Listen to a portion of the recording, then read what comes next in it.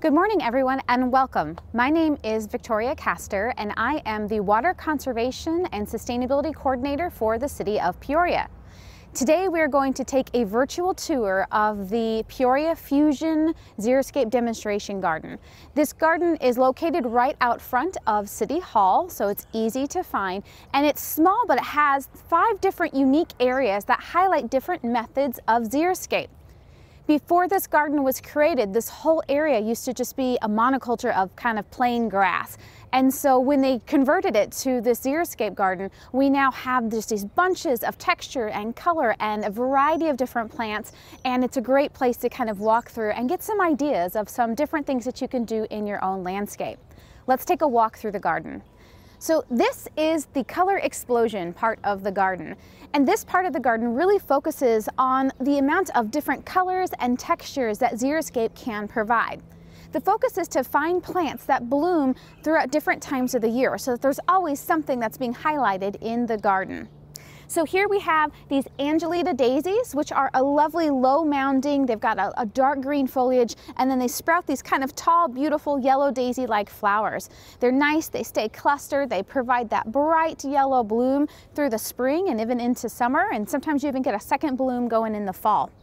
We also have the desert marigold, which is kind of a similar daisy flower, but it offers this mint kind of a green foliage. It's a little bit taller, and those are kind of some staple wildflowers and blooms that go through spring all the way into summer for this particular part of the garden. One of my favorite plants here is this Agave Americano, and what's nice about this is that it's a variegated variety. So you have the lighter stripes that kind of tailor up it. When the sun is just right, it actually backlights these agaves, and you can see kind of that lighter edge. They kind of glow. So they're a really beautiful focal point to have in the garden. They offer their own kind of variety of color and texture. But what's also really neat about any agave is that if you look up close on the different leaves and the petals there, you see a cool pattern that shows up. And what it is when those leaves are starting to form, they're all packed in there together, and it actually stamps this pattern that's unique, almost like a fingerprint on each of those kind of pads and leaves as they sprout forward. So every agave has this unique pattern that's also there. So another kind of fun texture and focal point in the garden. We have our golden barrel cactuses, which offer a lovely green that have yellow spines that, again, when backlit by the sun, they really kind of light up and glow. You've got unique succulents that add a little bit of texture, but also of shape in the garden since they kind of are upright. We have our lady slipper, which has this cool kind of sprawling, upright and twisted look to it.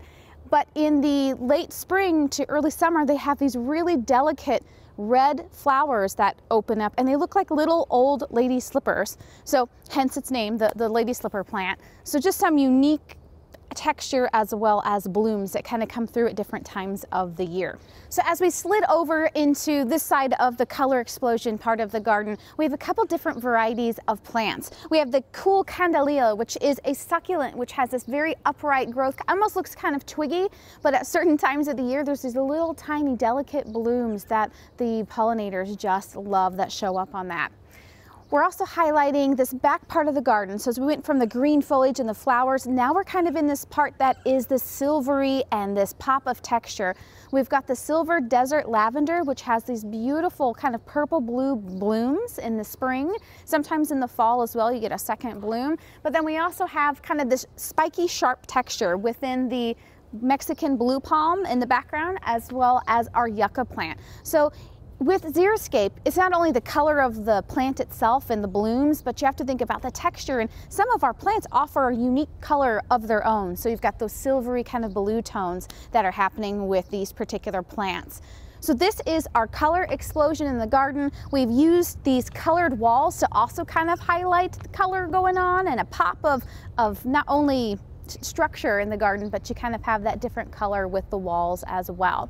Hopefully you can use some of these unique tips and plants to add a pop of color in your own landscape.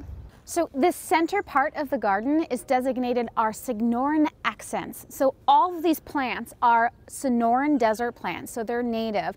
And let me tell you, this part of the garden is the most active part when it comes to our pollinators and wildlife. We just had a hummingbird that came through and buzzed us because we're in its way and all the food sources over here. So this is one of my favorite parts of the garden because there's always unique wildlife and different things blooming for us to check out. Some of the ones that we're going to talk about, some of the specific plants today, we've got over here, we've got globe mallow, which is starting to bloom. So this is something, one of the first usually blooms you start to see in the springtime. There is superstition mallow, which has a yellow bloom, and there's globe mallow, which has kind of a redder one. The bees absolutely love these plants, and what's nice about the mallows is that they have a really fuzzy, soft, fun leaf. So if you've got young children, it's a really fun texture to kind of show them throughout the garden. We also have Chuparosa, which is a favorite for hummingbirds. And what's interesting is that if you pull the flower off and you kind of taste it, it tastes like cucumber. So especially the center part of the flower, so little stems that are in there, has a sweet kind of cucumber taste to it. So you kind of have to fight the hummingbirds and the birds for the flowers, but just some unique blooms that have kind of a different fun thing that you can check out in the garden. We have our fairy dusters. So the red fairy dusters are called the Baja fairy dusters. They have the most fun flower, I think, of any desert plant. It's like a filiary, so these tiny little spikes that are really delicate, and the bees just love to get in there and to roll around. So our fairy dusters are beginning to bloom right now. There's a pink variety, which is kind of more of our native one. It tends to grow a little bit smaller as well. So fairy dusters are always a great plant to add into your desert landscape. So we've moved to a different section of our Sonoran accents part of the garden. We can see a little bit more of some of our native cactus as well as shrubs. So we have this desert spoon behind me. The kind of taller, spikier cactus that's popping up back there is an Oregon pipe cactus. We have a young saguaro, which is right behind me. So even that young saguaro is probably 20 years old, right? Saguaros grow just a tiny bit each year. And so that's why they're such a focal point in the Sonoran Desert, as well as something that has to be protected because they take so long to get to the height that we are used to seeing them. And they say it can take about a century to get, or 100 years to get an arm that forms on them. So we've got a young saguaro here in the garden. The larger shrub that you see sticking out there is also one of my favorite desert plants. That is Creosote Bush. And if you are from the desert, you know the smell. And when you move away, every time it rains, you're missing something and you can't figure out what it is. It's the smell of the creosote. So when it rains in the desert, that kind of ozone-y, lovely smell that we get is actually from the oils of this plant. And so it's one of my favorite plants because it really has just that smell of home whenever it rains out there in the desert. So if you love that smell and you love the rainfall, this is a great plant to incorporate in your landscape.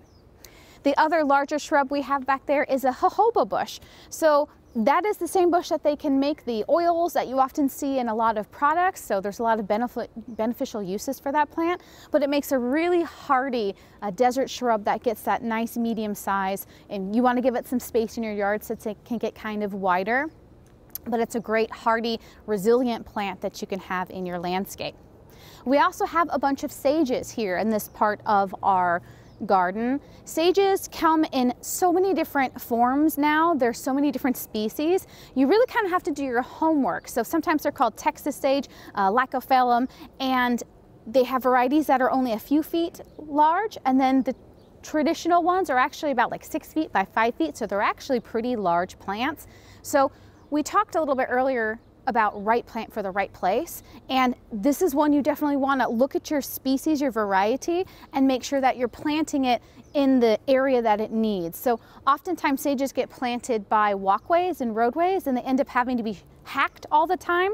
But the reason why people plant those plants is because in the summertime the entire bush blooms purple and they're gorgeous. We call these the barometer plants, and when the humidity reaches a certain level in our summer, usually that's when the monsoons start going, these are the bushes that just burst out in bloom all throughout the valley. And so they're spectacular. They're a great indication that the rain might be on the way, but we want to make sure that we're giving them the space in the landscape that they need. Another staple plant in our Sonoran Desert, of course, is the prickly pear. There are lots of different varieties of prickly pear out there. There's the purple prickly pear, which we have a little baby one over there in the color part of the garden. This is the type that you would see more commonly. It has beautiful yellow blooms that usually start in late spring to early summer, and then that leads to these really bright red fruits, or nopales, or tunas. Actually, the fruits are called tunas, and the birds absolutely adore them. You can use them to make sauces and jam, so it's something that we can even harvest and use as an edible item. But they are very hardy. They just continue to grow. You can cut pads off and transplant them really easily. So our prickly pear are really great, low water use, kind of self-maintained cactus that are really wonderful to incorporate in the garden. So now we are at the northern latitudes portion of the Xeriscape garden. It kind of runs along this whole back wall area.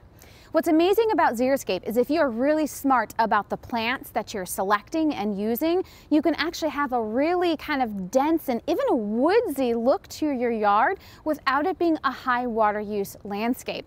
So here, this part of the garden, we really focused on plants that were densely planted, ones that had a larger leaf or a more densely clustered leaf pattern. And then we have tiers of vegetation. So there's this understory as well as our trees and our evergreen bushes. So it really kind of adds that woodsy feel, but we're really still staying at a low to moderate water use level in all of our plants. Some of the awesome plants to highlight here is this sugar bush right here. This is probably one of the largest ones that I have seen, and it stays about this tall and it gets to maybe about 12 feet wide and max, but it has this waxy large leaf with these lovely little clusters of pods that then open up to tiny white flowers. It stays evergreen, so it's a green year-round. And then behind me we have the twisted myrtle shrub, which again gets to about 10 by 15 by about that same width, and it has a really densely clustered kind of rotating pattern of the leaves, but it adds that kind of northern kind of woodsy feel to your landscape, but offers that deep green foliage. Another great tree or shrub to include if you want to have this kind of look to your yard is the Texas olive. It has larger kind of fuzzy leaves, but it offers beautiful bright white flowers with a yellow center, and it blooms through most of the year, which is amazing. So not only do you get the deep color you're looking for, but you have this pop of white flowers, which is unique for trees in the desert to have flowering trees. We also like to add tiered plants. So there's an understory here in our northern section of the garden. You can see that behind me, the coral fountain plant is blooming like mad. I love this plant. It blooms through most of the year. It has these really unique kind of very dark green foliage that's kind of light and frilly. When it moves in the wind, it's very beautiful. And it has these bright coral flowers that the hummingbirds just love. And again, you get this greenage that moves in your land and offers this pop of color, and it's also providing some benefits to your wildlife. Another great plant that we have over here is more fairy dusters as well, and then rosemary. So rosemary that you can even use in your garden. It's blooming like crazy right now. The bees absolutely love it. It adds this wonderful fragrance as well, and it has that really cool purple flower. But again, it's a densely clustered green foliage. It's green year-round. You can get the trailing type that kind of travels in mounds across the ground. So you really can have a more woodsy feel to your landscape without using crazy amounts of water and planting plants that are really going to struggle in the desert. So you can have that look if you're really smart on what you're choosing with your desert plants as well. So now we're in the tropical oasis portion of the garden. And so just like we talked about how you can use Xeriscape to have a woodsy feel, you can also use low water to moderate water use plants that are adapted to the desert to have this kind of a tropical feel as well. What you're looking for in plants is a dense cluster of planting. You're going to have, again, a broader leafed plant, so you're getting kind of, I think tropical plants usually have really big leaves, so we're incorporating that lovely deep green color, as well as big blooms, right? In the tropic areas usually have these really intense large flowers, and so you can get that similar look with some of our Xeriscape plants. So this ground cover that you see here is called Yellow Dot. It is a moderate water user. It does really well here in the desert. It probably likes a little bit of shade in the summer, but it offers that lush green coverage, and then it actually has yellow flowers that will bloom in the later spring.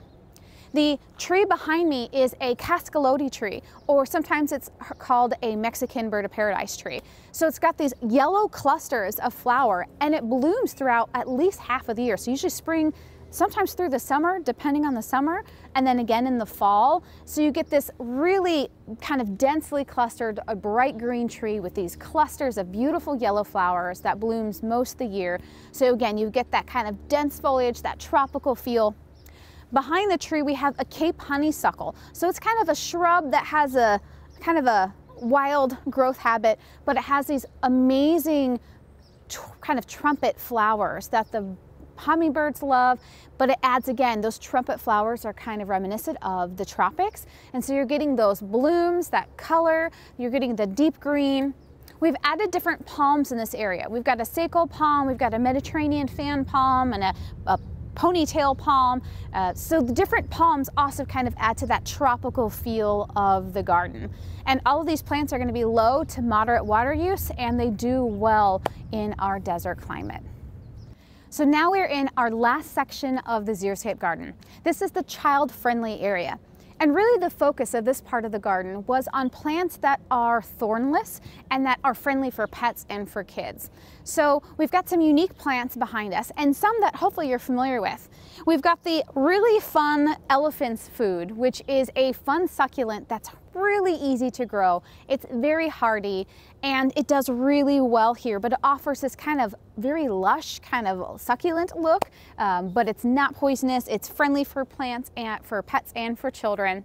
We've got the really unique totem pole cactus that's right behind me. This cactus has no thorns. So if you are hesitant to use cactus in the garden because of that, there are some options which still provide that really desert and fun look without it being spiny for your kids or your pets. We also have the Octopus Agave, which is one of my favorite agaves because it has this really cool kind of twisted and weepy look to it. Every one is unique, but this one doesn't have the big spines on the end that some of the other agaves have. So that's, again, a nice desert plant that you can use that's going to kind of be a little more friendly for those children and for the pets. Another option for these areas is that if you have play areas, having what we call an open canopy tree, so something like the Palo Verde or the mulga trees, they offer that openness of the canopy to still let the items on the ground, so whether that is your succulents or whether that's grass, you still allow enough sun for that grass to grow, but you're still providing that shade that's needed if it's a play area. So if you need that shade in the summer for play, you can still have plants that will grow underneath those open canopy trees. So let's talk a little bit about grass and ground covers. So grass, if it is in an area that is used and if you've got kids and pets that play in it, it's just fine. But we always want to talk about the right plant for the right space. And for grass, it's making sure that we're utilizing what we have. Usually that means areas right off of a patio or central areas where the most play takes place. But there's also other ground cover alternatives that provide that green look on the ground, but are much lower water use as well as a much lower maintenance plant.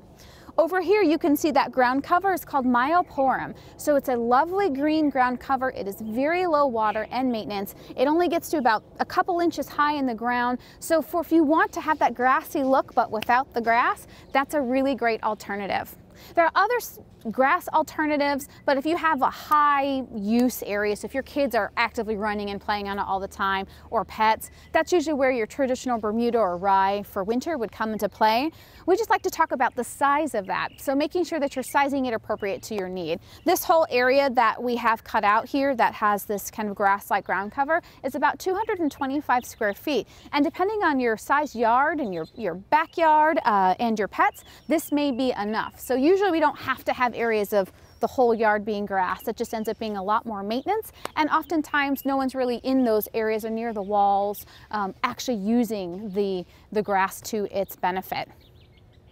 So Again, this is a really nice example in our child-friendly areas of different ways that you can adjust your landscape to be still more low water use, right, desert friendly, but also provide those safe plants and play spaces for our children and our pets. So thank you for taking this tour with us. Some great xeriscape tips to remember is to put the right plant in the right place. And so this is really important when you're looking at changing over your own garden, is to remember the mature size of your plant. If you're planting a cute little baby tree now, but that tree gets to 20 feet at its mature size, you want to make sure that your space has that 20 feet to be able to adapt to that plant when it's at its full size. So always remember, right plant for the right place. When you're planting, try and put certain plants on the same valve, so trees on one valve, shrubs on another, grass and smaller things on another. That way you're getting water to the specific needs of the plant, and you're not having to water the tree the same amount as you might grass. What's great about xeriscape is that it uses 1/3 the water that grass does when it's at maturity. So by having these lush and these vibrant desert landscapes, you're actually saving water, but you're also providing a host of different benefits to our wildlife, which actually seek out these native plants and these desert adapted plants. But it's also a lot less maintenance for you. You're saving on water, you're saving on maintenance costs, you get to enjoy the wildlife that comes, so it really allows you to be able to sit back and enjoy your yard even more. I hope this helps. We hope that you come and visit our fusion garden, and we hope to see you soon.